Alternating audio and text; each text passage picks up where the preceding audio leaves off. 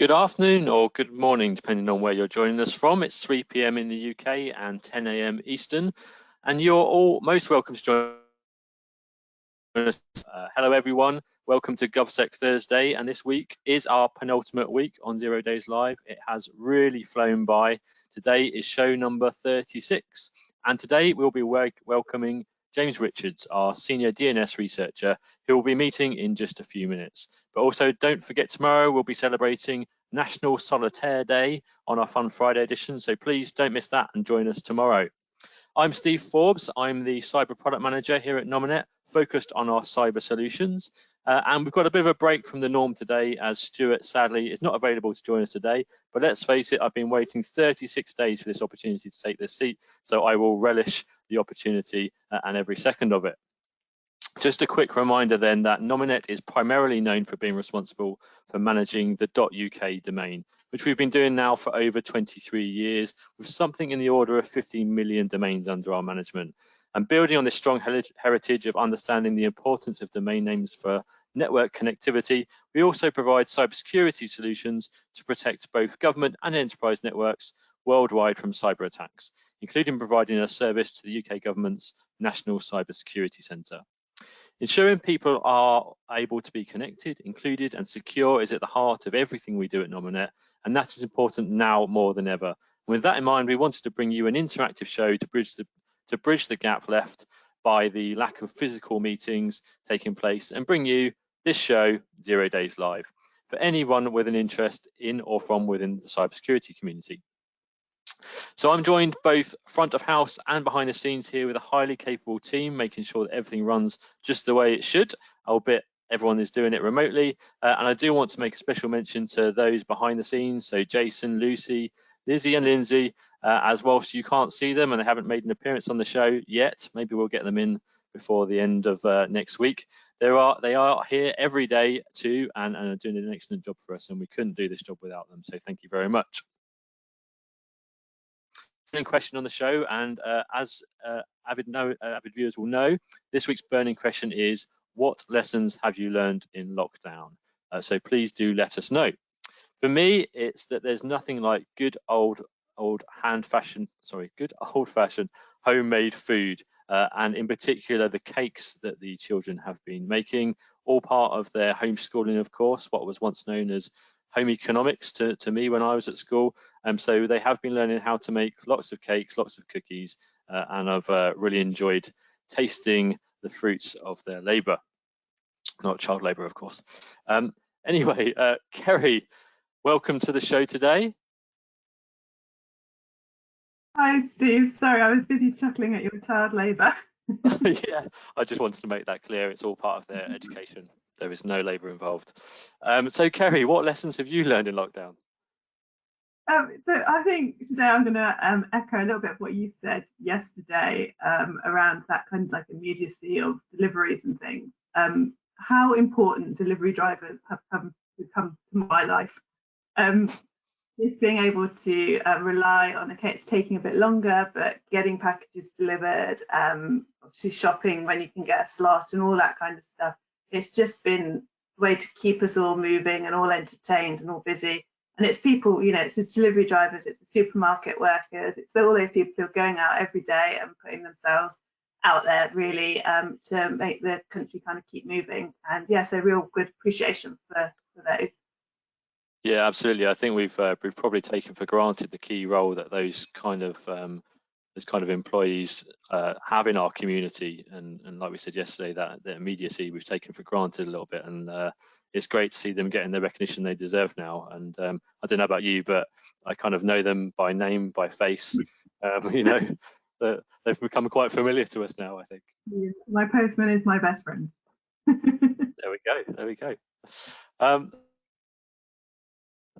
And for everyone tuning in, please do also let us know what lessons you've learned in lockdown, and we read them out. Simply type them in the question console on your screen. Now, this show really isn't the same without you at home tuning in, and we're delighted to welcome regulars and new audience members every day as we build an accessible community to bring people together, hear from others in the industry, and I'm sure you'll agree we've had a tremendous amount of key thought leaders in the industry, and also get a roundup of what's going on in the news and in general in cybersecurity at the moment. And of course, we will try and interject some good humour along the way. With that in mind, whilst we cover a lot of important subjects, we don't take ourselves too seriously. This is a 30-minute or so show. We are absolutely live each and every day, so anything that could happen probably will happen and has happened. This week seems to be the week for technical issues or potential issues with video and audio. So let's hope on my first show in the hot seat that it goes smoothly today. So also a reminder that whilst we are live today, we are also on demand for your convenience too. So check us out at nominetcyber.com/0dayslive. And please do get involved. If today, during the show at any point, you want to ask a question or give comment, please do so using the console on your screen, and Kerry will read them out later today during the webcast. So as I mentioned a few moments ago, I am very pleased to welcome to our virtual studios our very own James Richards, Senior DNS Researcher at Nominet. Welcome, James. Hello, thank you for having me. Hi, James, how are you? I'm good, thanks. How are you doing? Yeah, very good, thank you. Good to see you again. So start off with then the fun starter question. What lessons have you learned in lockdown, James? I only moved house a few months before lockdown started. So there's been a lot of change for me, as well as at home and at work, obviously with the COVID situation. But the Clap for Carers has been a good opportunity to actually meet the neighbours who we wouldn't have seen otherwise. So everybody's been standing outside the front of their house every week, and you know, it's been nice to see the faces of the people we live near who we may not have seen otherwise. So it's been a nice coincidence in that way. Yeah, I think we've all said that at one point during the show, that kind of appreciation for our neighbours that we hadn't had before. Certainly on Friday during the VE Day celebrations, it was the first time I've ever sat out on the front lawn and social distance, of course, kind of had a chat to all the neighbours out there. Quite a nice way of bringing the community together. So yeah, appreciate that. So James, I wonder if you could tell us a little bit more about your role at Nominet. What do you do? Yeah, sure. So I'm a senior DNS researcher, and I work in the research and data science team. That's a team that basically covers anything from analysis of DNS queries through to research on longer term projects, or running some of the infrastructure platforms that we use to do our cybersecurity work. So since I've been at Nominet, I've done a huge variety of quite interesting things with the .uk traffic that Nominet handle. So looking at .uk performance, where our name servers are hosted, how quickly we're answering queries. And then more lately, I've been doing a lot more work on the NCSC cybersecurity project, where we're using DNS to protect users from resolving malware domains. So that's a lot of incident analysis or researching new techniques we can use to protect the users. And that must be really, really interesting work that you do there. What made you get into cybersecurity in the first place? So I initially trained as an electrical engineer, and during, electrical engineering is quite a broad discipline. It covers lots of different things, and I decided that the internet and computer networking was one of the most interesting topics I sort of studied during that time, and that was really where I wanted to spend my career.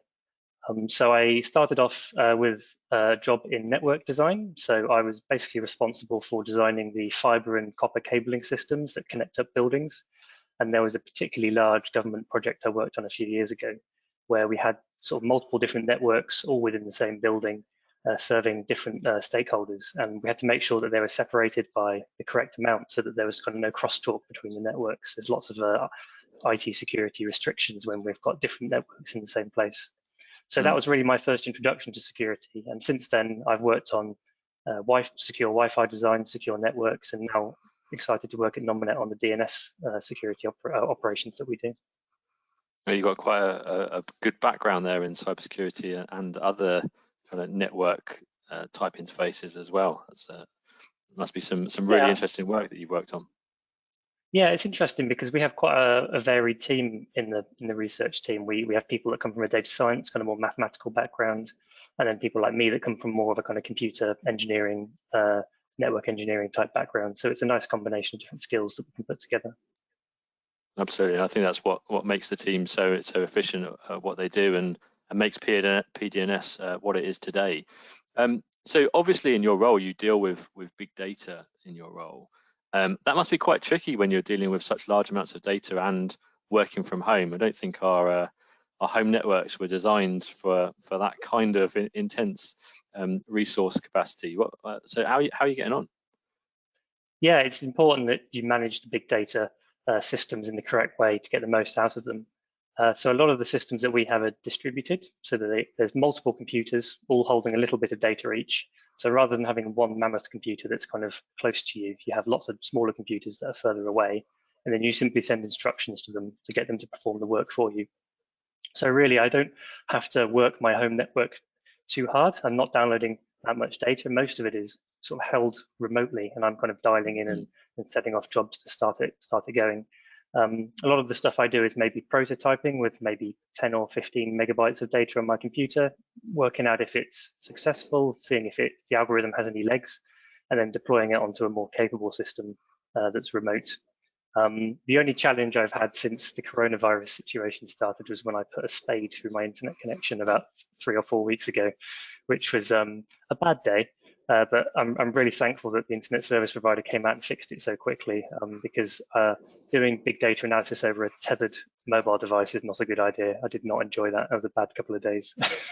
No, I can imagine. I think we had a video call the morning that the engineer was out, didn't we? But surprisingly, I didn't even know any difference on your 4G connection. I wouldn't have known that you were tethering to your phone. So it was good to see you had a business continuity plan in place. I did indeed, yes. It's always important to have that disaster recovery plan available. Absolutely, and we've spoken on the show about that. The access to networks and how sometimes the kind of most obvious route of a simple VPN back into the network isn't always the best approach. And it sounds like the things that you do with that kind of distributed working is the most efficient way of doing that, whether you're in the office or working from home. Yeah, certainly. I think it depends on your job role and what you're trying to achieve. But certainly, if you can minimize the amount of infrastructure that's close to you, you can often take benefit of things like the cloud or remote systems. Yeah, absolutely. So let's talk a bit more around DNS then. I guess your specialist area. Why is DNS so important as a tool for protection in a government setting? So governments have a unique challenge in that they are largely comprised of lots of different sub-departments. Some of those are purely public sector. There might just be central government departments with policy making decisions, or there might be departments that do a lot of outsourcing. I know lots of local councils have outsourced partners for things like refuse collection and other kind of essential services. So there's really a huge diversity in the number of different aspects that government cover, and DNS is one of the fundamental internet protocols that really covers nearly every connected device that will communicate on the network. So whilst you may have lots of diverse organizations, different users doing different jobs, you think about maybe I use the refuse collection example, you might have a local council tracking their bin lorries around the country. That's a very different type of operation to a central government department that's doing sort of finance work. But all of the devices on all of these different networks need DNS. That's a common theme. So really having that single point of enforcement that works across a variety of different networks, public, semi-public, private, is a really useful tool for governments to be able to kind of centralize a lot of decision making in terms of cyber protection and also visibility to kind of see what's going on.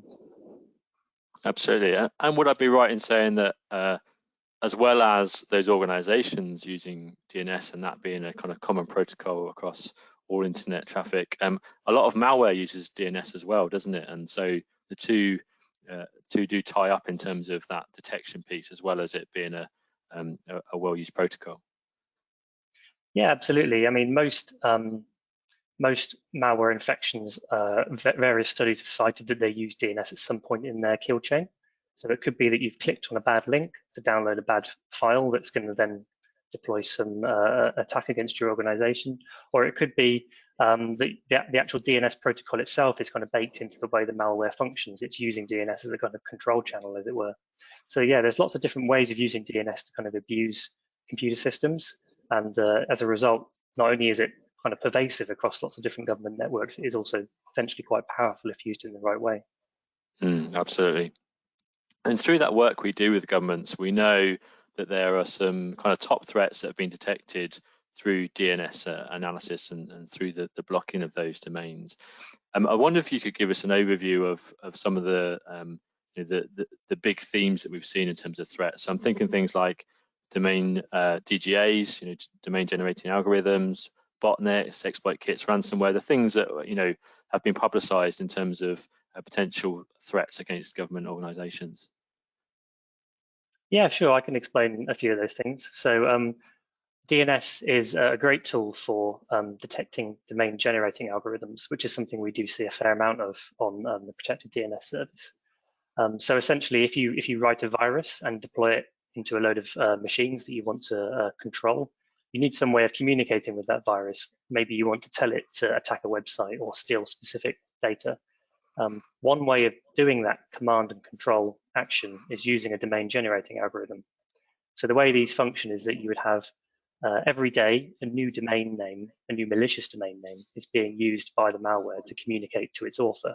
So maybe on a Monday, it's abc.com, maybe on Tuesday, it's def.com. Obviously much more complicated than the example I just gave, but by having a different domain name each day, the malware also can stay ahead of the authorities who then have to suddenly take down a new domain name every day to kind of stop the malware functioning. So we use some of our research partners to basically reverse engineer these domain generating algorithms to work out next Friday what domain name is going to be used as an attack vector, and then we can block that before it's even begun to do any damage. In a similar vein, it kind of hooks into a botnet, which is one of the other keywords you mentioned. So a botnet is essentially just a collection of machines that are under the control of a malicious actor. So it might be that you've written a virus that spreads between machines, commandeering them, or it could be that you've infected a website and then anybody visiting that website's machine then becomes commandeered into this army, as it were. And you can use these botnets to do huge amounts of damage. So there was a good example a few years ago where the Mirai botnet was used to attack Dyn, which is a big DNS service provider, and various other European organizations. So that's where all of these machines work together to basically attack a single target. So botnets can be quite powerful tools for cyber criminals. A couple of the other things you touched on, yeah, exploit kits and ransomware.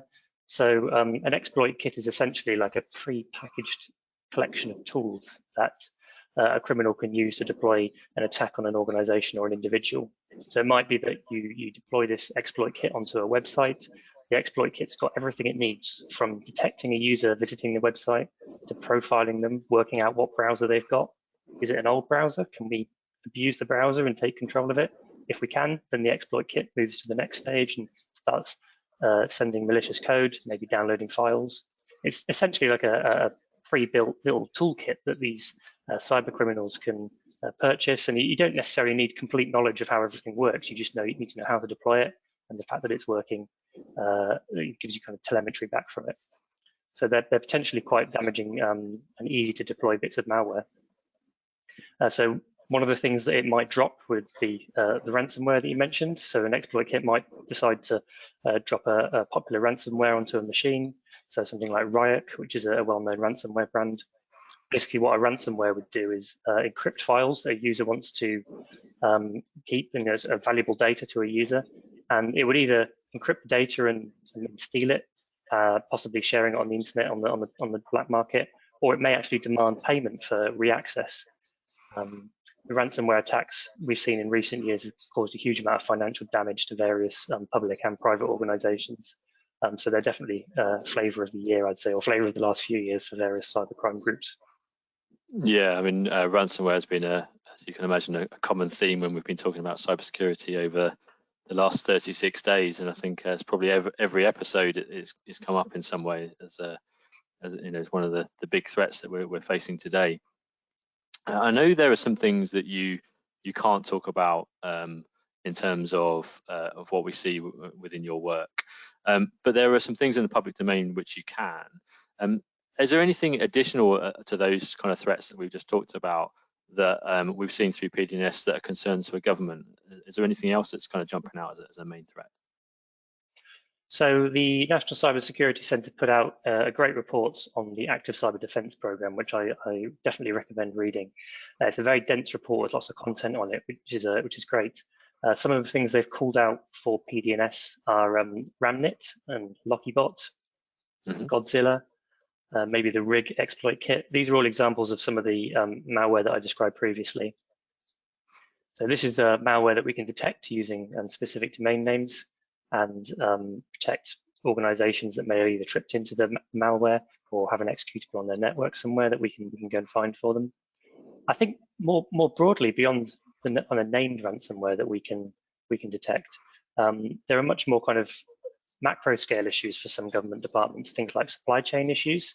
Governments rarely operate in isolation. As I mentioned earlier, they outsource various supply of essential services. They might use IT service providers for some of their security or some of their finance functions.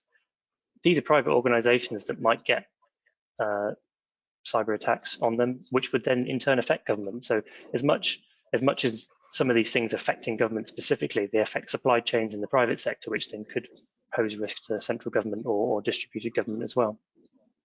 Yeah, we spoke yesterday about third-party risk, and I think that's a good example of where that comes in, particularly for government organisations.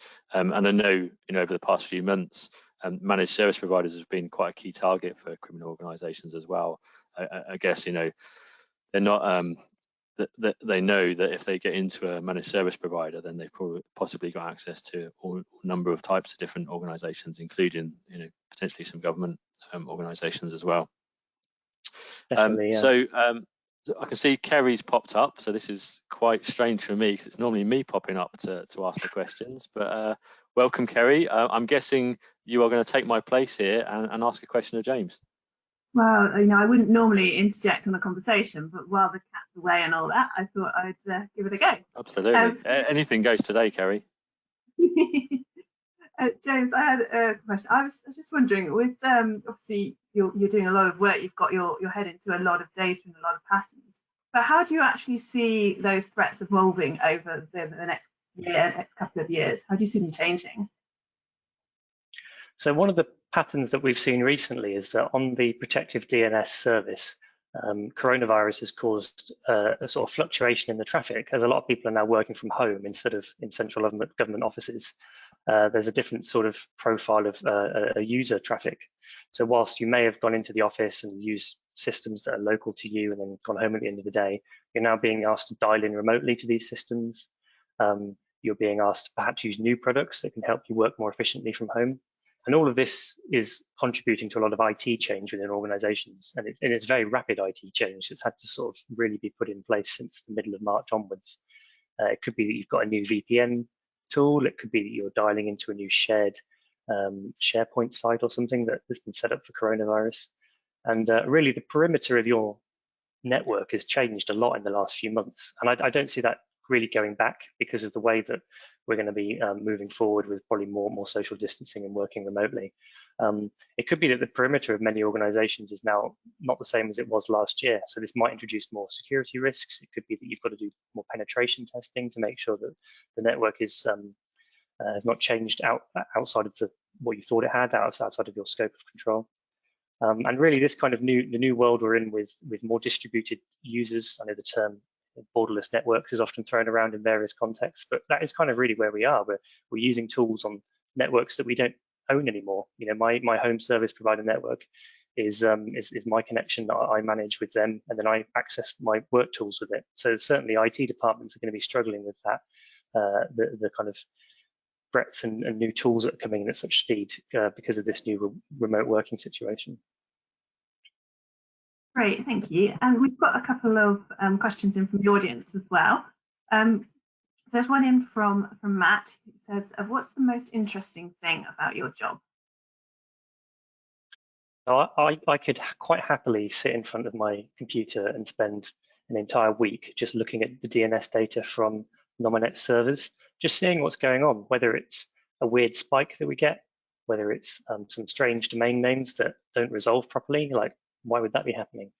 Being able to kind of see in real time what's actually happening on the internet day to day is absolutely fascinating. And just asking kind of sensible questions like, has the traffic level gone up? Has it gone down? Do we see more traffic from different parts of the UK? Trying to really guess whether that's a human-driven decision to change the traffic, or whether it's a machine or a software-driven decision. So maybe somebody's updated a browser overnight and suddenly all the traffic's changed profile. Or maybe there's a bank holiday and everybody's working from home, so the traffic's lower than it would be normally. That's really the most interesting part of my job, asking questions of the data and trying to kind of work out why things are the way they are. And because it's real time and it's the internet, it's a huge global system. So there's a huge amount of interest and opportunity across all of it.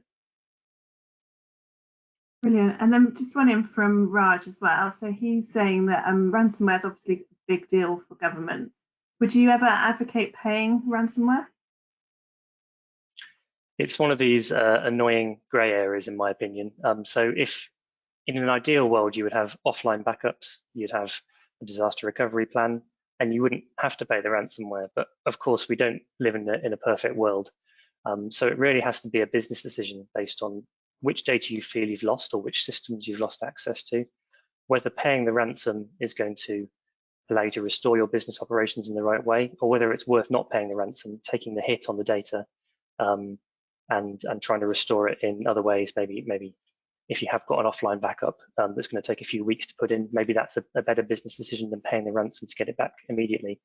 All of this hinges on the ransom criminals actually being trustworthy, which they, of course, rarely ever are. There's no reason that if you pay the ransom, you're ever going to get it back. So it kind of has to be a multi-factored decision, I'd say, between kind of the business requirements as to how critical the data is, whether you think you're going to get the data back anyway, and really how much it is, and whether you can bear that cost. I think there's been a kind of shift in the last few years away from simply don't pay it into kind of, well, if you have no other option, maybe you have to. It's the unfortunate situation we're in. Great. Thank you, James. Thanks, James. I think we've spoken a lot about ransomware and whether you should pay it or not. A lot of it will come down to, like you say, the business circumstances. And if you're in the situation where you have no backup and you have no disaster recovery, and it's a case of either pay the ransom or you simply cannot operate anymore, then I guess you've only really got one choice there. And likewise, earlier in the week, we also spoke about cyber insurance as well. And more cyber insurance is potentially covering the payment of the ransom as well in some cases. So I guess if you've got insurance for it, then you might be more tempted to claim on that insurance and pay for it. But it's certainly not a black and white area, as you say. It's certainly a grey area. Well, yeah, absolutely. Oh, sorry. So go on, James. No, I was going to say those insurance policies are quite interesting. I hadn't really done much research into it, but as you say, I heard people talking about it on the show and various other places. And I'm interested to see how that industry changes over the next few years, whether that's something that actually catches on as a kind of central requirement in big businesses, or whether it's a kind of flash in the pan. I'm quite keen to see how that evolves. Yeah, absolutely. I think we can certainly start to see it go down the roads that we have with other insurance policies, where to operate in certain arenas or enter certain contracts, perhaps insurance will be an absolute necessity. It could certainly go that way. Yeah.